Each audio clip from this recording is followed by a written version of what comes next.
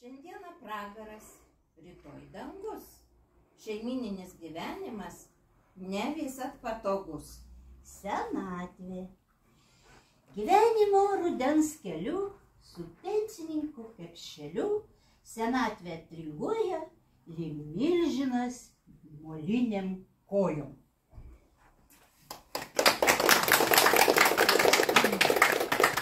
Dama ridiculis. Esu gana Legrand dama, tų metų apie 0. Prie šono ištikimas ry, man glaudžias ridiculis. Kada lietingais vakarais ruduo į širdį žiūri, imu aš draugai rankas, ieškodama piliulės. Kadaise tu buvai gražus, iš Francijos atvykęs, juodais aksomo kailiniais tu ne vienai patikęs. Tik kaina buvo užkelta. Aukšta lyg triumfo arka. Labai jaučiuosi nuskriausta lyg Laura be Petrarkos. Ta arka įveikė Stasys. Susuko mergiai galvą, palikus rūtas patvary palėdė. Be amūrų, perspėjo vyras, sodindamas mane su vaikais į kurortinį autobusą. Žiojausi jam atsakyti, kad gyvas skydas patikimesnis už nekaltybės diržą. Bet vairuotojas uždarė duris ir pajudėjome. Tetroškau vieno, išsimiegoti. 10 arų braškių, 3 kiaulės sodo tvartelėje, pulkas vištų, valdiškas darbas. Taip nuvarė, kad net vyras suprato, man reikia atostogų. Pasižadėjau parvežti namo naujais žiguliais, kuriuos neseniai įsigijome. Poilsio namuose įsikūrėme 1. aukšte. Kaimynai buvo jauna pora su dvynukais, sūnaus amžiaus. Apžiūrėjau visus kampus, amūrų nesimatė. Atlikę privalomą ekskursiją prie jūros, patikrinę vandens temperatūrą, pasivolioję ant smėlio, patraukėme vakarieniauti. Stebėjausi, kokius stebuklus daro pajūrio oras. Vaikai kirto net ausis linko ir man pačiai viskas atrodė labai skanu. Buvo keista, kad nereikia stovėti prie viryklės, sukti galvos, kad dėti į puodą, plėšytis tarp namų, darbo ir kilometrinių eilių. Jau svajojau virsti į lovą, bet į duris atidariau ir išvydau kaimynus. Norim paprašyti, gal galėtumėt pažiūrėti mūsų dvynukus, svajojame pasišokti. Mielai sutikau. Kaimynus tarsi vėjas nupūtė, o man teko sargauti. Dvynukai pasitaikė tikri pelėdos. Užmigau, bet neilgam, nes maniškiai buvo vieversiai. Šokių maratonas tęsėsi visas likusias dienas. O aš pradėjau svajoti, kada išsimiegosiu, grįžusi namo. Paskutinis vakaras buvo laisvas, nes kaimynai atėjo atsisveikinti. Įteikė sūnui dovaną didžiulę raudoną mašiną. Kitą dieną mūsų pasiimt atvažiavo vyras. Jo žvilgsnį patraukė daili žaislinė mašina. Iš kur gavai? Įtariai paklausė. Dėdė padovanojo, atsakė berniukas. Ar jūs matėte suerzintą įniršusį liūtą? Kas? Suriko maniškis. Ir nespėjus man praverti burnos, paakį papuošė žibuoklį. Grįžome tylėdami. Jokia pavėluota paaiškinimo forma negalėjo nutrinti nepelnytos hematomos. Lazdą, ortopedinius batus ir žmoną. Gauna kelionės išlaidoms 100 kartų mažiau negu jie. Ir tos nori atimti. Turiu ir biurą, bendrą su kitais. Psichikos centre. Ten mokomės piešti.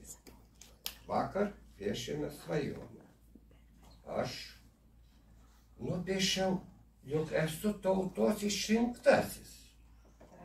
Turiu gražią nesuvargusią žmoną, nuomoju Lexusą važinėti pas jaunas rinkėjas. Mano biuras dekoruotas gintaru, o kišenė ir piniginė pinigais. Aš turiu puikią pažadus dalyjančią iškalbą. Ir valgau kiek noriu, ir mėsos, ir daržovių. Galiu nusipirkti papildų ir net vegros. O pailsėti ne Karšanyse nuodytame pušyne, bet Kanaruose. Bet ar žinote, kas įdomiausia? Visi mano ar panašaus likimo broliai ir sesės, tai yra neįgalieji, nupiešė tokią pat svajonę kaip ir aš. Na ir kvailiai, nes Biblijoje pasakyta, daug pašauktųjų, bet mažai išrinktųjų. O jei mylėtumės, tai būtų juokas. Aš kadaise ruošiausi sportininkės karjerai, kadangi labai buvo geri rezultatai šokiuose į tolį ir į aukštį. Tačiau 8 klasėje nelaukta trauma, ta visą svajonę sužlugdė. Na ir netgi metus teko praleisti namuose. Be mokslo, be nieko. O baigus vidurinę, ten, kur norėjau įstoti, pritrūko 1 balo. Tada baigiau iki mokyklinių įstaigų, įsigijau auklėtojos specialybę, bet nei 1 metų nedirbau, nes bijojau dirbti su vaikais. Ir tada nutariau studijuoti Kauno Prano Mažylio medicinos mokykloje, įsigyti terapijos specialybę. Bet kadangi buvo labai didelis konkursas, o tais laikais su mažesniais balais priimdavo tuos, kurie turėdavo darbo stažą. Aš nuėjau dirbti į paštą dar metus, ten darbas labai nepatiko, bet užsidirbau tą stažą, įstojau ir tą profesiją įsigijau. Dirbau joje maždaug 16 metų ir paskui, kaip sako, mūsų uždarė, ėjo etatų mažinimas ir man pasiūlė darbą policijoje. Darbas buvo baisus su nepilnamečiais, man labai nepatiko ir jau paskutiniais metais buvo toksai etatas spaudos atstovo. Tada jau darbas labai patiko ir dirbau, tačiau vėl atėjo etatų mažinimas ir teko išeiti į pensiją. Rašiau ir tada po truputį, su to rašymu tai būna visokių kuriozų. Vat Marius turbūt atsimena, kaip jis buvo meninio skyriaus vadovas, taip. Ir, žodžiu, aš jam atiduodavau savo humoreskas. Ir buvo tokia humoreska, mergaitė, saugokitės romantikų. Ir Marius pamiršo uždėti, kad tai humoreska, žodžiu. Ir po kiek laiko spausdino laikraštis. Aš susitinku vyro tetą ir jinai sako, tai ką, jūs skiriatės? Ne, sakau, nesiskiriam. Taigi, sako, tu parašai, kad reiškia jį palieki, augini dukrą ir laikai namuose lasdą žentui romantikui. Ne, teta, sakau, tikrai čia, sakau, yra humoreska, aišku, jinai nepatikėjo. Tokių va visokių, sakau, būna humorą rašyti. Nėra lengva, tačiau jis yra labai nedėkingas, kadangi va toks va atrodo įvykis ir paskui viskas pasibaigia. Aš jums noriu paskaityti tokį satyrinį eilėraštį, jeigu atsimena, kai buvo generiniai vaistai įteisinti.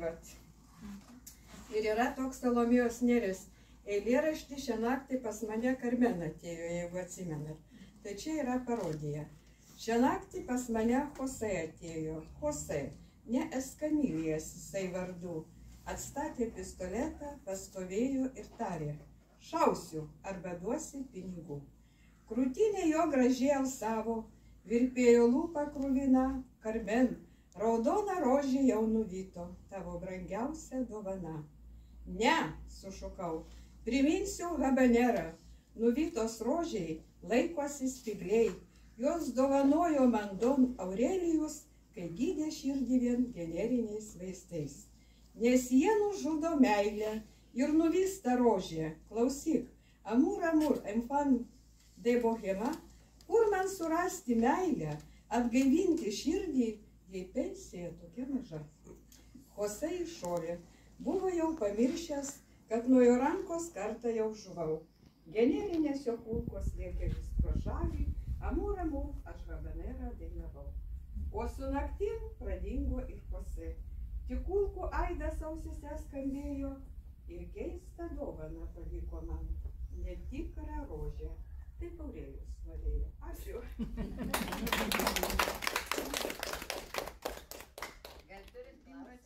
Kas nupirko stamanėlę? Piko A, šaukė B, gavo spritką 3 kart C. Trim, drim, drimbacėlė, ta išdypo stamanėlė. Bet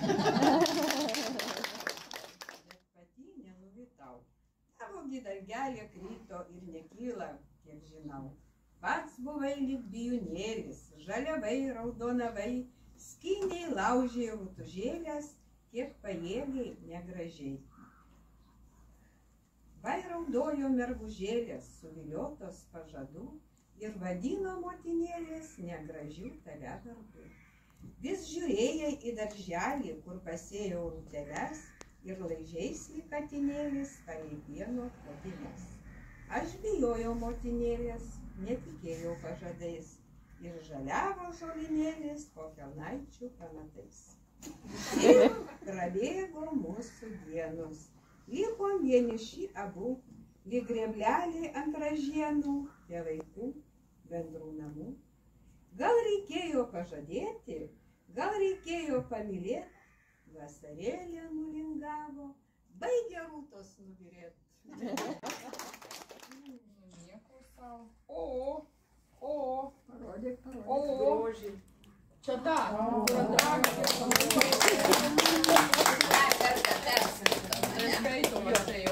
Tu vieną eilutę aš kitą. Ne, tu visas eilutės skaitai. Iš Suvalkijos lygumų tenai išties mažai kalvų. O tu rodyk taip, vaikščiuk ir rodyk. Va taip gražiai, gerai. Ne aukštim kojom.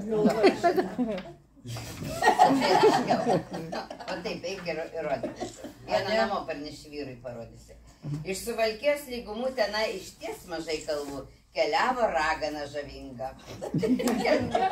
Žavumo šiandien nestinga. Jo šluota buvo šiuolaikinė, su ratais tikrai nemedinė.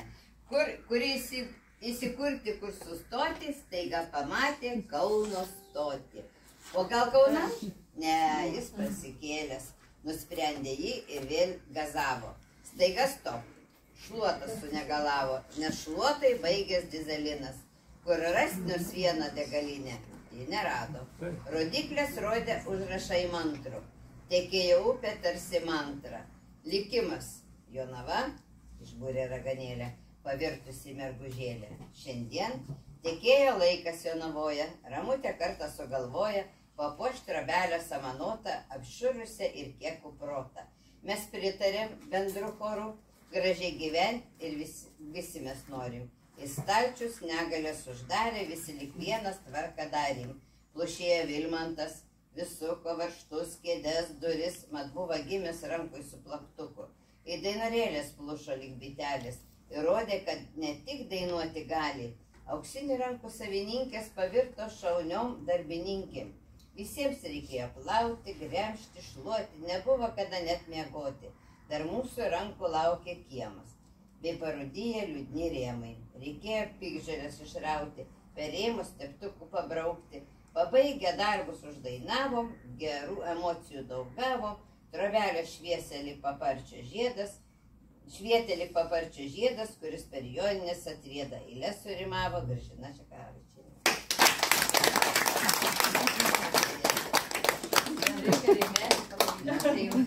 Gražina, antrą kartą nustebinai, pirmą kartą nustebinai, kai buvo atkurtų šventė, nustebinai tiek tu, tiek Marius, pasirodo, atėjusi prieš 2 metus, galiu sakyti drąsiai, nes Liepos 1 buvo jau 2 metai, kaip aš draugauju aktyviai su draugija, aš čia sutikau be proto daug gabių, talentingų, kūrybingų, šmaikščių žmonių.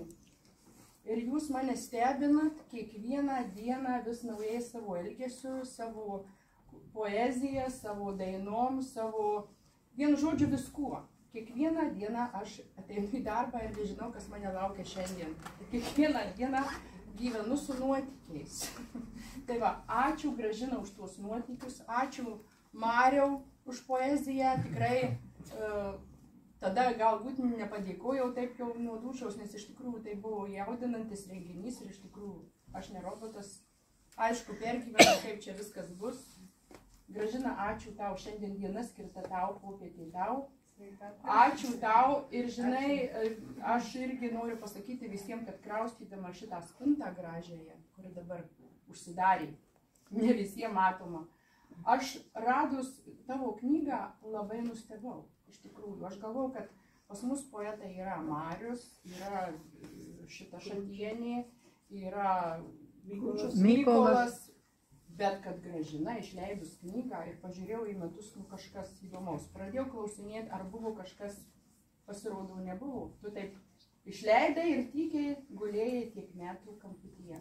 Tai va, kadangi tu turi svajonę išleisti savo naujų novelių knygą, tai aš visos draugijos vardu, visų jūsų vardu noriu pasakyti, kad mes padėsim draugiškai tau šitą svajonę įgyvendinti. Taukų dėžutėje ne vien tik už maisto banką. Tai va, iš jos bus skirtos pinigėliai ir tavo knygos išleidimui. Tai va, kad ant jubiliejaus būtų knyga. Pasidžiaugim, pasidžiaugim. Su kuo išleisti, kas tau Tikrai, o dabar taip liūdnai pabaigė, tegu pažadus pabaigė. Tai ta knyga, žinai, čia parašyti galima atspausdyti greitai, bet reikia ją išleisti. Tai va, aš iš pradžių galvojau, gal apjungsim daug poetų, bet kadangi tų kūrybos turi daug, tai bus atskira novelių knyga, atskira knyga. Tai va, ar jūs man pritarėte šitą? Taip. Kad žinot, su taryba turiu pasitarti, prieš aš šitą daiktą pasidėsiu. O dabar pirmiausia pradėsiu nuo linksmų dalykų. Kadangi Gražina gėlių neša mums visokių, tai aš nusprendžiau jai gėlių šiandien nedovanoti. Nes jinai pati šiandien mūsų gėliai. O noriu padovanoti tau kuklę draugijos rankomis sukurtą, šiek tiek pirktą, kažkas naujo, kažkas seno, bet nuo viso širdies.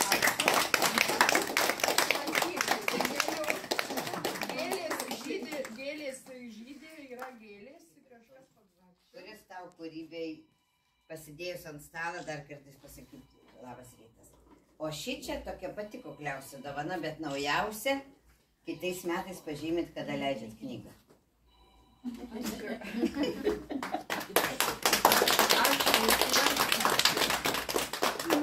O mes kaimynai. Ir mes tikrai labai džiaugiamės girdėdami tavo kūrybą, kai tiesa sakoma su šypsena. Ačiū tau. Kritikė Riškutė sakė, kad tavo hobis vis dėlto humoras, satyra, reiškia, sėdėk savo robėse, bet aš negaliu, man, pavyzdžiui, novelė patinka, pasakos patinka ir taip toliau.